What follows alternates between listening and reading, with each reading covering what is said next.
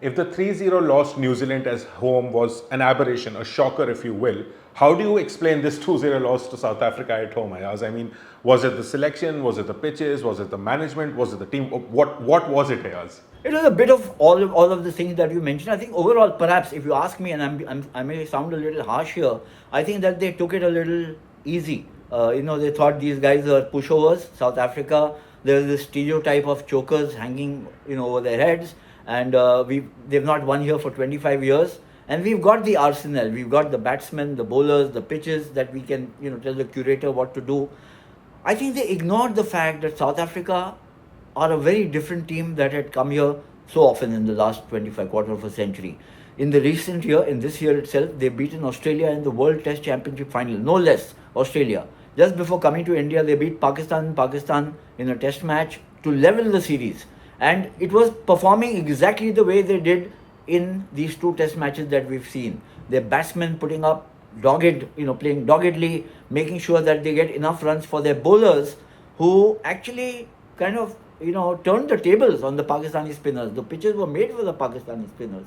But Simon Harmer, Keshav Maharaj and Muthuswamy performed better than the Pakistani swimmers. And we've seen a bit of, or a lot of that in this series. Simon Harmer, I think, has put up a masterclass of off-spin bowling in this series. He's the highest wicket taker. The highest run getter, in a sense, is from South Africa. The fielding has been spectacular. And I think that India has just been thoroughly outplayed. And what India did, instead of trying to understand what South Africa are coming here with, the kind of strength that they've got, they tried to doctor the first pitch, take a first test match lead and sit pretty on it, or go on to win both from there. But that blew up in your face, because your batsmen just didn't have the wherewithal to cope with Simon Harmer on a doctored pitch. And then, having lost the first test match, I think they went a little, in a sense, there was panic. If you look at the scores of the second test match, the pitch on which South Africa scored 489, India lost by 408 runs. Now that is, it tells a story, these stats. So I think from the preparation, the mental preparation, and then the technical preparation, on these pitches, Indian batsmen are struggling against spin. The number of edges that have gone to Aiden Markram, who got nine catches in the second test match, in the second innings of the second test match, shows how, technically ill-equipped the Indian batsmen were to play Simon Harmer and some of the other spinners, but certainly Simon Harmer. And then, obviously, the temperament needed to cope with a bowler like that, bowling on pitches that are giving him some help. And then, of course, your own bowlers not being able to get as much reward. So I think that it's been a classic case of, shooting yourself in the foot. Yeah, so let's get to the bigger question, which is, of course, everyone wants to know about the future of Gautam Gambhir. Now, there seems to be this insistence on having the same captain and coach for all three formats. We saw how Shubman Gill was brought into that perfectly good T20 side and sort of messed up the balance, even like we can't say, because that team is still performing pretty well. But do you think in the future now, because of his failures as a coach at home, do you think Gambhir could be relieved of his duties as test coach but stay on as white ball coach because he has had relative success in that format? It's one of the questions that will be thrown up, that obviously arise, because he's lost 5 matches out of 7, 5 test matches at home. 0-3 to New Zealand, and I think 0-2 this time to South Africa, which is even a worse debacle because there's nothing learned from the earlier one.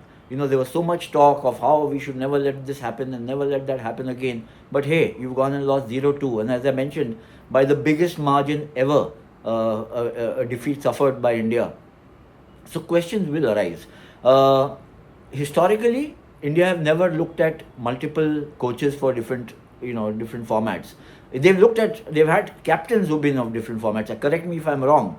But I think the issue really is of priority. In terms of red ball cricket, you can pay lip service, this, that and the other. But frankly, after 0-3 defeat against New Zealand, have we really thought seriously about how we we can win a World Test Championship, or are we intent on saying, oh, but we now need Rohit and Virat back to win the 2027 ODI World Cup, and now that we are defending champions of the T20 World Cup, let's focus all our attention there. I think that's really been that. So that has led to a lot of, I think, confounding selections, playing 11s, batting orders being shuffled, 4 spinners being played in the first test match, 3 of them left arm spinners, all kinds of things happening, culminating in below par performances. And that's got to do a lot with the mindset in the dressing room and the chatter that is going on there collectively and individually. I've been asking myself, what is a guy like Washington Sundar, when he's by himself in his room, what is he thinking about? He's batting at number 3 in one test match, then he's batting at number 8 in another test match. And if he is a little confused, imagine those around him who also then are going up and down the batting order. So there's thorough confusion. And I think that to me seems to be resolving that confusion seems to have been the problem which has not been achieved. Yeah, and when I spoke about different captains, you also said that. Of course, Surya is the captain, but this is under the assumption that Gill will take over in the future. But coming back to this other conversation that Kohli had brought up of having dedicated test centers in India. You have like 4 or 5 venues where you play all your test matches, something like what England and Australia do. And I think Ashwin brought up the point that when you're playing at a place like Guwahati, where you don't know because no test matches have been played there, so those are some way alien conditions to the players, Indian players themselves. So are India squandering their home advantage in a sense by playing at these newer venues, or should they just stick to the places they know? I think blaming the venue would be a puerile excuse for this defeat. On a pitch like when you tom so much about your batting strength and the young talent that is coming in batting and bowling, and you lose to South Africa by 408 runs at Guwahati, never mind if it is another venue. You see, historically, we used to play, or India used to play in 5 centers earlier: Bombay, Delhi, Madras, Bangalore, and Calcutta, Kanpur. And that changed over a period of time because cricket became so big in India, and then they started kind of diversifying to other centers because you have to engage the people in other cities also.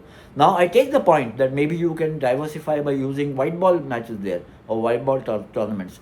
But by saying that, we'll win at centers which are regular. I mean, we lost to 0-3 to New Zealand, and some of them were the major centers, main centers. We lost to South Africa at the Eden Gardens over here.